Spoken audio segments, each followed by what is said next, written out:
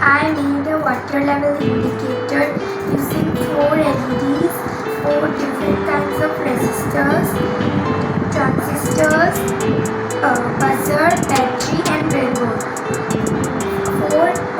2 were 1K resistors for base